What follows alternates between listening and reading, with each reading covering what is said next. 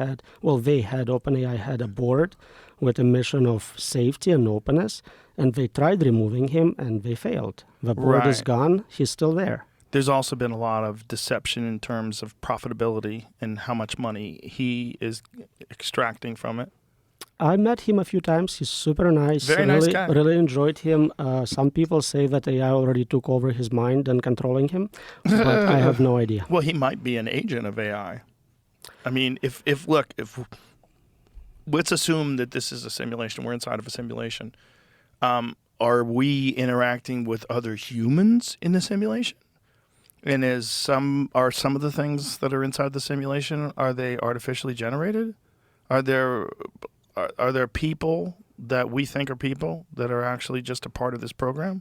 So it's the NPC versus real player question, really. And again, we don't know how to test for consciousness. Always assume everyone is conscious and treat them nice. Yes, that's the thing. We want to be compassionate, kind people, but you will meet people in this life. You're like, this guy is such a fucking idiot. He can't be real.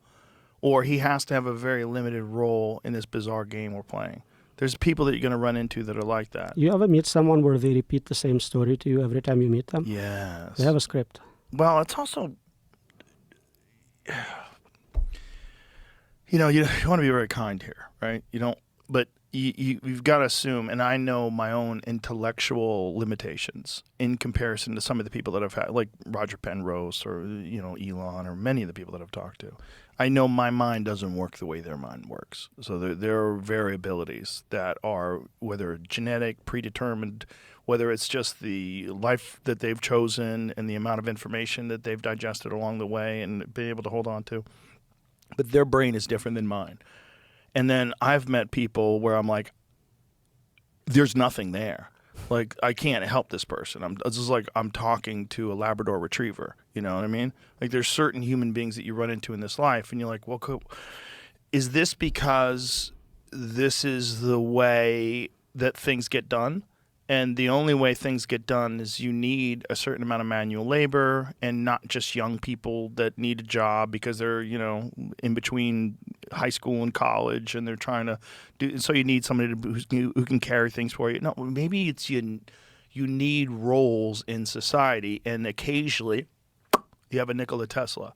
Occasionally you have one of these very brilliant innovators that elevates the entirety of the human race. But for the most part, as this thing is playing out, you're going to need a bunch of people that are paperwork filers. You're going to need a bunch of people that are security guards in an office space. You're going to need a bunch of people that aren't thinking that much. They're just kind of existing, and they can't wait for 5 o'clock so they can get home and watch Netflix. I think that's what happens to them, but the reason is the spectrum of IQ. If you have IQ from 50 to 200, that's what you're going to see. And a great lesson here is project it forward. If you have something with IQ of 10,000, what is that going to invent for us? What is it going to accomplish? Yeah, it always impresses me to see someone with 30 felonies and someone with 30 patents. How did that work, right? Now scale it to someone who can invent new physics. Right.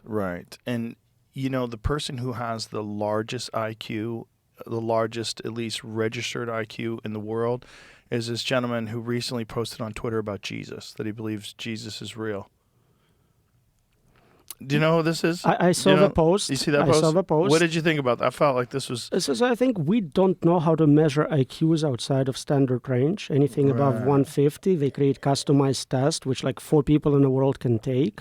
We just don't have. It's a normalized test to average human, average Western American, whatever. Yeah. And so we just don't have the expertise. So someone very super intelligent in test taking can score really well, but if you look at Mensa as a group, they don't usually have amazing accomplishments. They're very kind of cool people, but they are not Nobel Prize winners, majority of them. Exactly. I was going to bring that up. That's what's fascinating to me. There's a lot of people that are in Mensa, they want to tell you how smart they are by being in Mensa, but your life is kind of bullshit. Your life's a mess. Like, if you're really intelligent, you'd have social intelligence as well. You'd have the ability to formulate a really cool tribe. There's a lot of intelligence that's not as simple as being able to solve equations and answer difficult questions. There's a lot of intelligence in how you navigate life itself and how you treat human beings and the path that you choose in terms of like we were talking about delayed gratification, and think that there's a certain amount of intelligence in that, a certain amount of intelligence in discipline.